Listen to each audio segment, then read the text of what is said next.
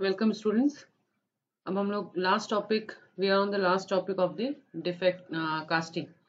तो last topic जैसे मैंने क्लास में बताया था, our last topic is about defects in casting.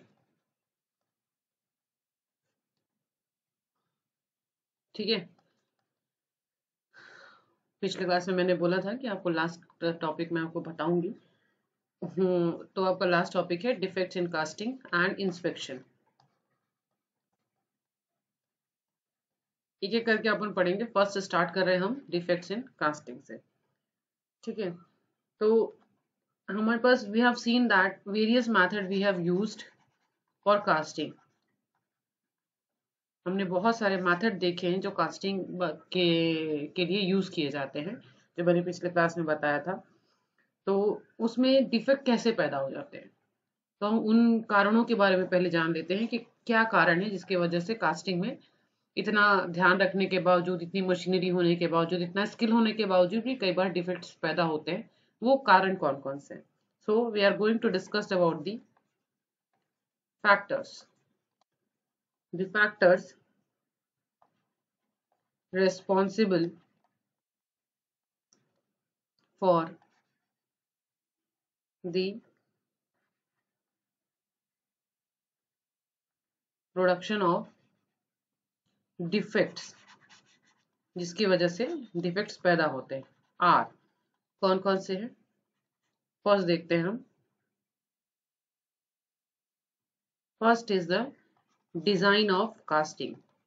हमने डिजाइन कैसी बनाई है। ठीक है, जैसे कॉम्प्लेक्स कास्टिंग होती है, काफी इंटीग्रेट शेप होते हैं, उनमें जो है अपने कास्टिंग डिफेक्ट्स की जो संभावनाएं होती हैं वो काफी ज्यादा हो जाती हैं। ठीक है, कई बार थिन सेक्शन, नैरो सेक्शंस होते हैं जिसमें हमारा मोल्डन मेटल जो है पूरी तरीके से फिल नहीं हो पाता। ओके, तो ये सारी चीजें, छोटी छोटी चीजें हमारी डिजाइन में हमको ध्यान रखनी पड़ती है, उसकी वजह से भी कास्टिंग में प्रॉब्लम आती है। सेकेंड थिंग है डिजाइन। डिजाइन ऑफ कास्टिंग के बाद में है हमारा जो रेस्पॉन्सिबल फैक्टर है, that is design of pattern equipment. हमारा पैटर्न कैसा है इसके ऊपर निर्भर करता है। Third responsible factor is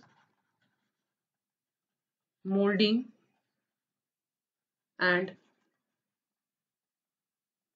core making equipment. Fourth responsible factor is gating and rising. Fifth factor is melting and core making technique.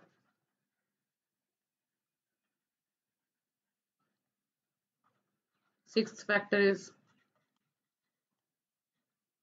melting and pouring.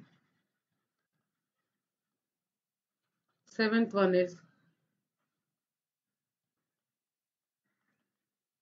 composition of metal. ठीक है, तो यहाँ पर आप देख सकते हैं कि 7 factors are responsible for the defects in the casting. ये 7 factors are actually 7 stages of the casting. ठीक है, हम कास्टिंग को डिजाइन कैसे कर रहे हैं, ठीक है, पैटर्न कैसा है, मोल्डिंग और कोर हमारा कैसा है जो हम यूज करने वाले हैं, गेटिंग और राइजिंग सिस्टम को जो हम डिजाइन करते हैं, हम किस तरीके से मेल्ट, क्या किस प्रोसेस से हम अपने मेटल को मेल्ट कर रहे हैं, है ना, और उसको पोरिंग कैसे कर रहे हैं, मेल्टिंग एंड पोरिंग। ठीक है, कंपोजिशन ऑफ मेटल, हमारे मेटल का कंपोजिशन क्या है, मिश्रित धातु है कि प्योर मेटल है, स्टील है कि एल्यूमिनियम है, फेरस है, नॉन फेरस है। तो ये सारे जो 4-7 स्टेजेस है, हर एक स्टेज में हमारे पास ये संभावनाएं होती हैं कि उसमें डिफेक्ट पैदा हो। ठीक है, तो ये सारे जो 7 रेस्पॉन्सिबल फैक्टर, ये किस तरह के डिफेक्ट्स पैदा करते हैं वो हम देखते हैं। अब कौन कौन से डिफेक्ट्स इनके वजह से जनरेट होते हैं उसके बारे में डिस्कशन करते हैं। Defects,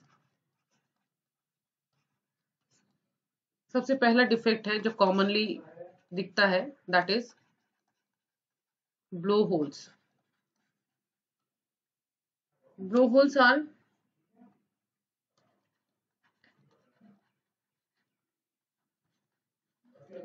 they appear as cavities in a casting। कास्टिंग में जो छोटे छोटे छेद रहते हैं हवा की वजह से, है ना, उसको हम कहते हैं blow holes. Okay, when they are visible on upper surface, जब वो सतह पर मौजूद हमको दिखाई देते हैं इस तरह के ब्लो होल्स, तो उसको हम कहते हैं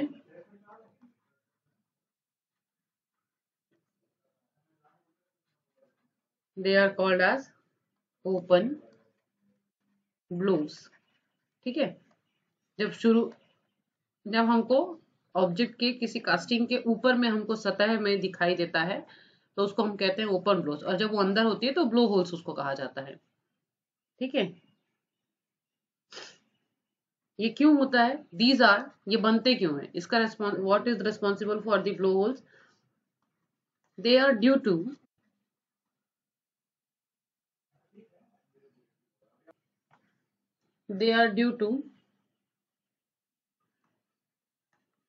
the entrapped bubbles of gases in the metal। क्या होता है, जब हम पोरिंग करते हैं, पोरिंग करने के बाद हमको उसको सेटल करना होता है। ठीक है, उसको हमको हिलाना पड़ता है, टैपिंग करनी पड़ती है। टैपिंग करने से क्या होता है कि जो थोड़े बहुत हवा के कण जो मेटल में ट्रैप हो जाते हैं वो बाहर निकल जाते हैं, जिसके लिए हम वेंट भी डिजाइन करते हैं ताकि गैसेस जो है बाहर निकल जाए। पर कई बार क्या होता है, हमारी डिजाइनिंग में अगर प्रॉब्लम होती है तो कई बार गैसेस जो है उसमें रह जाती है, जिसकी वजह से वहां पर मेटल एंटर नहीं कर पाता और ये छोटे छोटे ब्लो होल्स जो है बन करके निकल आते हैं। ठीक है, ये कारण क्या है, they are due to the entrapped bubbles of gases in the metal। they are also caused mainly by hard ramming,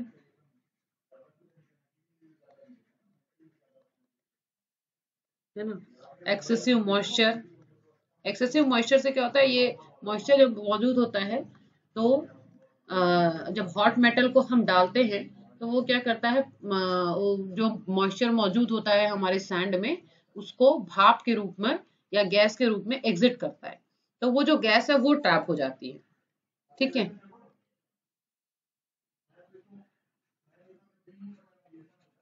low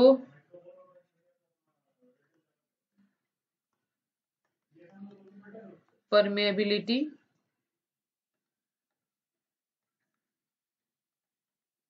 excessive fine grains and improper venting। तो ये सारे कारण हैं जिसके वजह से ब्लो होल्स बनते हैं। ब्लो होल्स दिखते कैसे हैं, एक मैं छोटा सा डायग्राम बना के बनाने की कोशिश करती बताती हूँ आपको।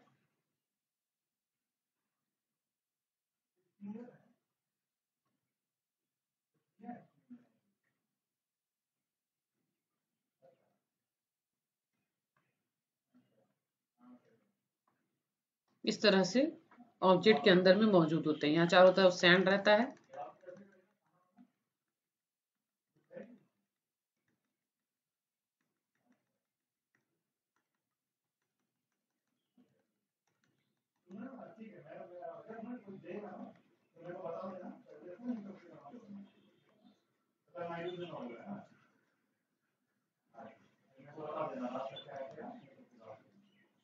ठीक है, ये सेक्शनल व्यू में मैंने बनाने की कोशिश की।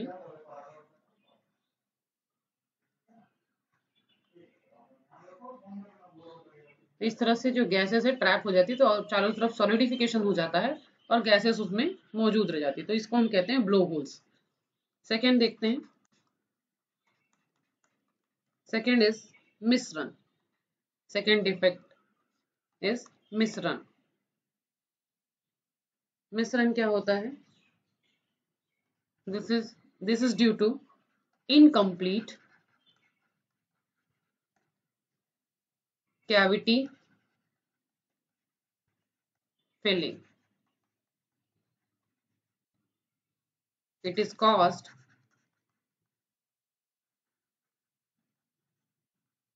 by inadequate metal supply. ठीक है, जब हम गेट और रनर और राइजर बनाते हैं, मान लीजिए ये हमारा पोरिंग कप है, यहाँ से ये स्क्रू बनता है, ठीक है, स्क्रू से हमने यहाँ पर राइजर सॉरी रनर में पास हुआ, ठीक, किसी कारणवश क्या हो रहा है, यहाँ तक हमारा मेटल, इसके आगे में यहाँ पर हमारा पैटर्न है, ठीक है, कैविटी है, यहाँ से मेटल जो है फ्लो हुआ, यहाँ पर जमा हुआ और ये आकर धीरे से यहाँ पर आकर के सॉलिडिफाई हो गया और यहाँ पर नहीं पहुंच पाया। एक कारण ये हो सकता है, एक तरीका ये हो सकता है। दूसरा डिफेक्ट क्या हो सकता है कि यहाँ तक फिल हुआ और बस इतना ही फिल हुआ, ऊपर का पोर्शन कंप्लीट फिल नहीं हुआ, तो इसको हम क्या कहेंगे? Misrun, incomplete cavity filling. Okay, incomplete मतलब अधूरा कैविटी फिल होता है, आधा नहीं फिल होता है। ओके, इसका कारण क्या है? Inadequate metal supply, too low mould, mould बहुत नीचे होता है। Okay, improper design of gate,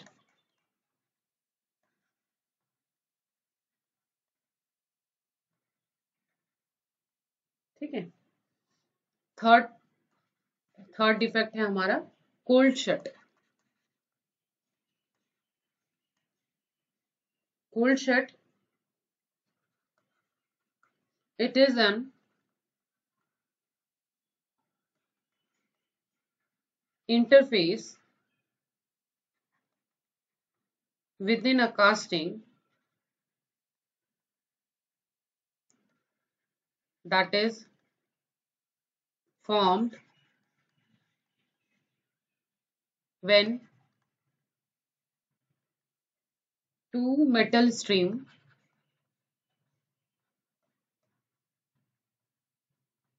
meet without complete fusion, ठीक है।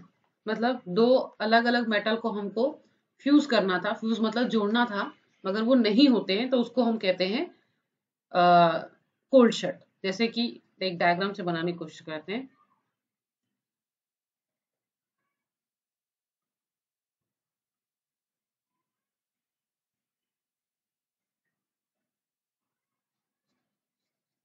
एक अच्छे तरीके से डायग्राम बनाया जाए।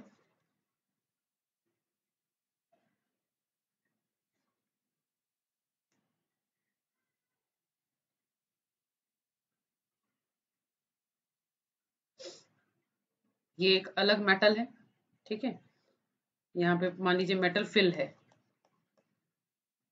ये राइजर है, सॉरी रनर है हमारा,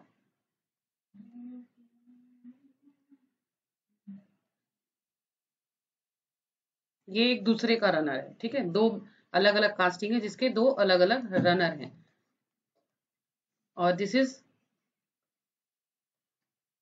गेट।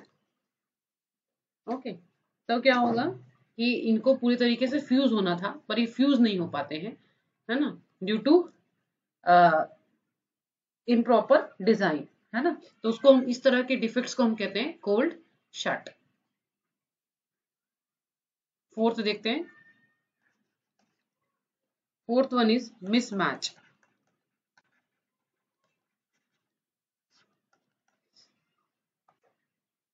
मिसमैच कहाँ होता है? कोप और ड्रैग के बीच में होता है। It is shift of the individual parts of a casting with respect to each other। ठीक है, जैसे मैंने बताया था आपको कि ये हमारा कोप है, ऊपर का हिस्सा कोप कहलाता है, नीचे का हिस्सा ड्रैग कहलाता है। इनको हमको यहाँ पर पिन लगा करके आपस में जोड़ना होता है। मान लीजिए ये हमारा कोर है ना, हमने लगा करके जोड़ना था और हमने इसको इस तरह से मिसमैच करा दिया, और एक्चुअल में ये क्या है, एक तरह का डिफेक्ट है। एक्चुअल में होना कैसा चाहिए,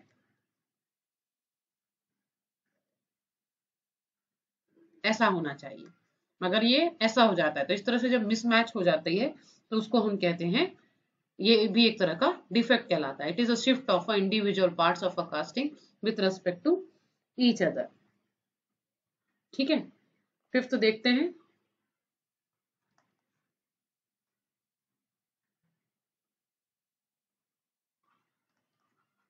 स्कार्स एंड ब्लिस्टर्स। ये क्या होता है, a scar is a shallow blow. It occurs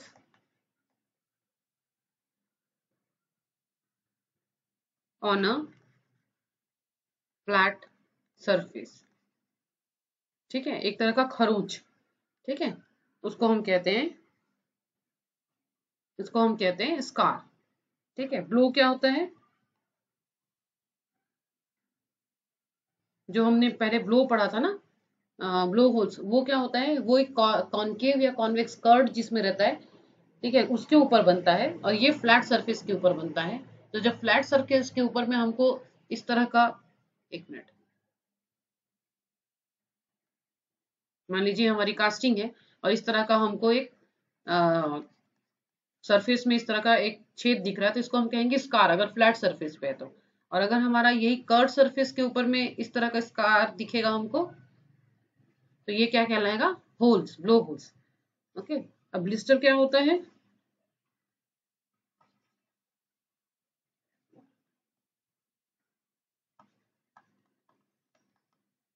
blister is a shallow blow with a thin layer of metal। ये क्या होता है ब्लिस्टर में, ये हमारा मेटल पीस है, इसमें इस तरह का स्कार मौजूद है, पर यहाँ पर एक हल्की सी पतली सी एक लेयर है। मान लीजिए यहाँ पर एक पतली सी लेयर है और उसके नीचे में मौजूद है हमारा स्कार। तो इस तरह के डिफेक्ट को हम कहते हैं ब्लिस्टर। ठीक है, नेक्स्ट देखते हैं, हॉट टीयर। हॉट टीयर क्या है, hot tear are, these are cracks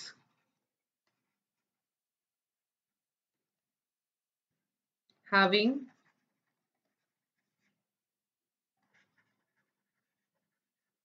ragged edges। क्यों होता है, due to tensile stress, during solidification.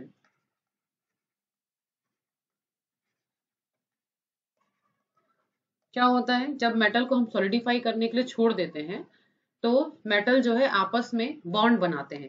जैसे मान लीजिए ये हमारा कास्टिंग है ना, यहाँ पर पूरा का पूरा पूरी तरीके से मोल्टन मेटल को फिल कर दिया गया, कैविटी में हमने पिघले हुए मेटल को डाल दिया। जब ये सूखने लगता है तो क्या होता है, आपस में चिपकने लगता है, इसके एक एक कण जो रहते हैं वो आपस में चिपक करके एक ठोस के रूप में बदलने की कोशिश करते हैं। तो क्या होता है, जब ये आपस में चिपकने की कोशिश करते हैं तो ये टेंसाइल स्ट्रेस को फील करते हैं, जिसकी वजह से क्या होता है कि ऑब्जेक्ट में इस तरह के क्रैक्स जो हैं जनरेट हो जाते हैं। ठीक है, it is due to it is due to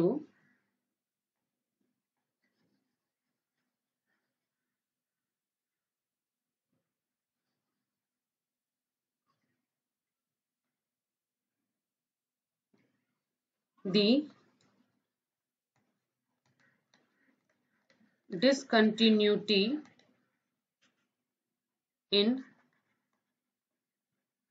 metal casting. Okay okay. और क्यों इसके कारण, और क्या कारण है इसके? Reasons are excessive mould hardness by ramming, ठीक है, high dry and hot strength, ये भी एक रीजन है जिसके वजह से हॉट टियर होता है। ठीक है, नेक्स्ट इज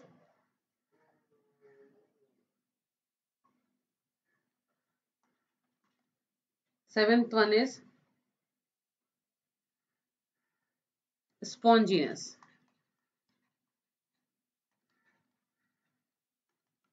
स्पॉन्जीनेस क्या होता है? It is a external defect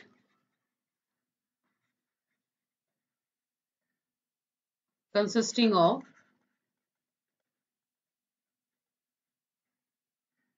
a number of small cavities in close proximity. Okay, it is caused by स्पॉन्जीनेस। आप लोग समझते हैं स्पंज जैसा यूज किया है, उस तरह से मेटल भी बन जाता है। क्यों? क्योंकि जब बहुत सारे होल्स मौजूद होते हैं हमारी कास्टिंग में, तो वो ठोस के बजाय नरम हमारा मेटल हो जाता है, जिसकी वजह से स्पॉन्जीनेस कहलाता है वो। ठीक है, it is caused by dirt और मतलब गंदगी की वजह से होता है ये, इंक्लूजन्स इन मोल्टन मेटल। मोल्टन मेटल जब हम मेटल को पिघलाते हैं तो उसमें अगर किसी तरह की गंदगी मौजूद होती है तो उसके कारण यहाँ पर स्पॉन्जीनेस होता है। Eighth defect is drop.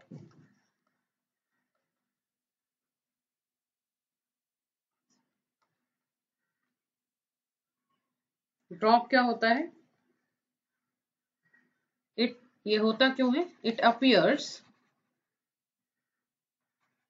As an irregular deformation of a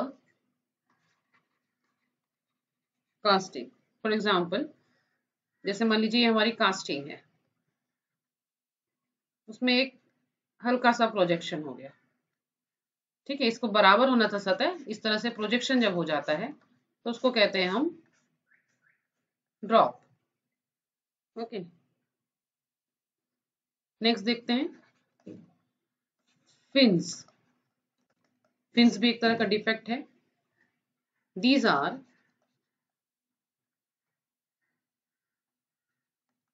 thin projections of metal not intended as a part of casting।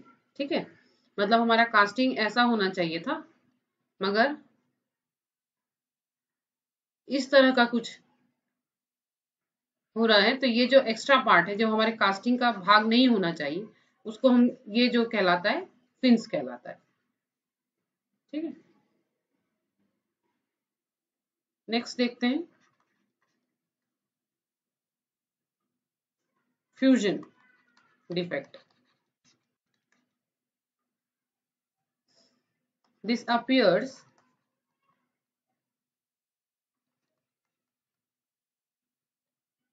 as a rough glassy surface over the casting। ठीक है, ये डिफेक्ट्रीनेस जब नहीं होती है तो क्या होता है, जो हमारा ऊपर में कांच की तरह सरफेस होना चाहिए था, वो हमारी कास्टिंग में नहीं होता।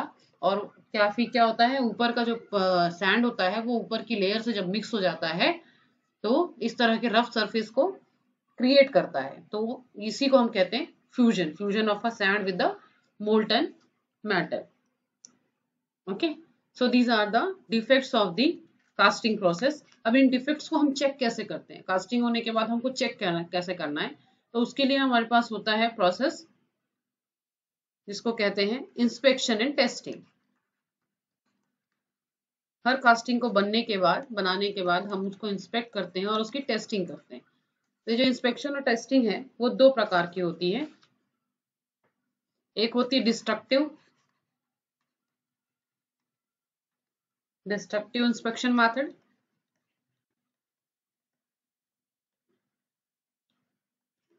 और दूसरा जो हमारा मेथड है that is non destructive inspection method. Destructive inspection method, जैसा कि नाम से पता चल रहा है, इसमें हम क्या करते हैं, अपने कास्टिंग को तोड़ देते हैं। ठीक है, हम बहुत सारी तादाद में कास्टिंग को बनाते हैं, तो उसमें से एक दो को हम ऐसे सैंपल लेते हैं और उसको तोड़ देते हैं। तोड़ने के बाद उसमें चेक करते हैं कि उसमें क्या क्या प्रॉब्लम है। अगर एक जैसे, क्योंकि हमने प्रोसेस एक ही प्रोसेस सब में लगाया है, तो अगर एक को चेक करेंगे तो बाकी के भी संभावनाएं हमको समझ में आ जाती है कितना और कौन सा डिफेक्ट उसमें मौजूद होगा। ठीक है, तो इसमें हम क्या करते हैं, टेंसाइल स्ट्रेंथ और हार्डनेस का टेस्टिंग करते हैं, और इसमें टेंसाइल स्ट्रेंथ और हार्डनेस का हमको पता चलता है।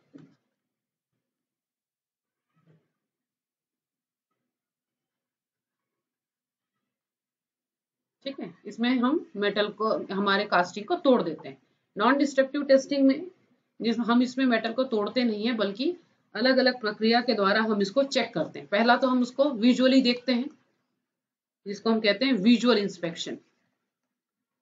ठीक है, कास्टिंग को हम क्या करेंगे, निकालेंगे, उसको देखेंगे ऊपर में ब्लो होल्स है कि नहीं, कोई क्रैक तो मौजूद नहीं है, किसी तरह का फ्यूजन तो नहीं हुआ, जो कि आसानी से हमारी आंखों से देखा जा सके। उन सारी गलतियों को हम इसमें विजुअल इंस्पेक्शन में पकड़ने की कोशिश करते हैं। सेकेंड इंस्पेक्शन होता है डायमेंशनल इंस्पेक्शन। डायमेंशनल इंस्पेक्शन में देखा जाता है कि जिस तरीके का पैटर्न था, सेम उसी तरीके का, उसी नाप और उसी मेजरमेंट का हमारा कास्टिंग बना है कि नहीं। उसके लिए भी कई तरह के आजकल मशीन आ गई, ये मैनुअली भी किया जाता है, और कई तरह के ग्वेजेस का इस्तेमाल किया जाता है। ठीक है, जो लेंथ, हाइट, विड्थ, आर्क है ना, और डेप्थ, सारी चीजों को चेक करता है। Okay, length, height, width, okay, और डेप्थ, ये सारी चीजों को चेक करने के लिए कई प्रकार के गेजेस का इस्तेमाल किया जाता है, ताकि हम डायमेंशनल इंस्पेक्शन अच्छी तरीके से कर पाए। थर्ड जो हम यूज करते हैं, प्रेशर टेस्टिंग।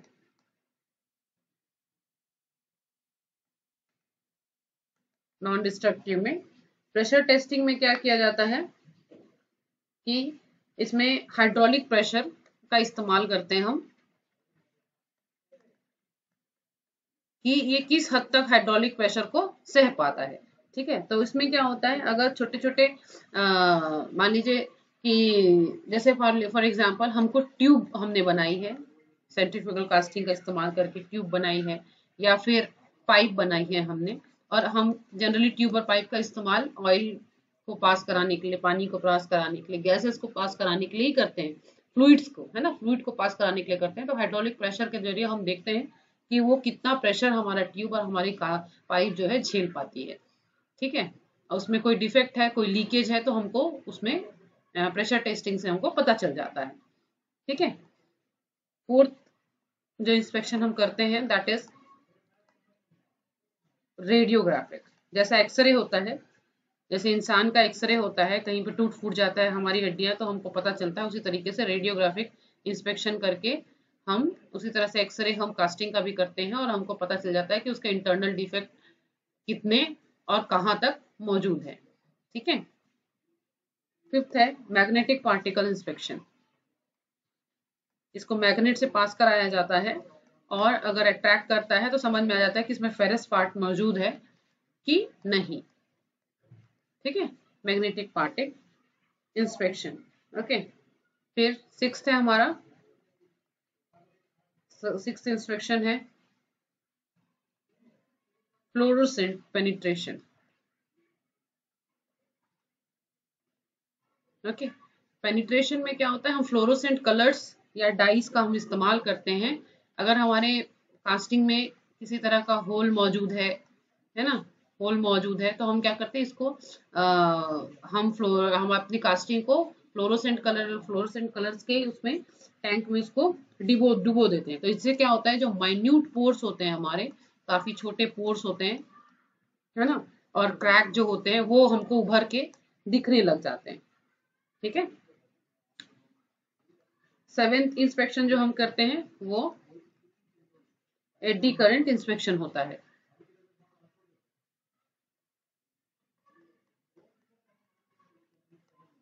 ठीक है, इसमें क्या होता है, फेरोमैग्नेटिक प्रॉपर्टी को चेक किया जाता है एडिंग करंट के द्वारा।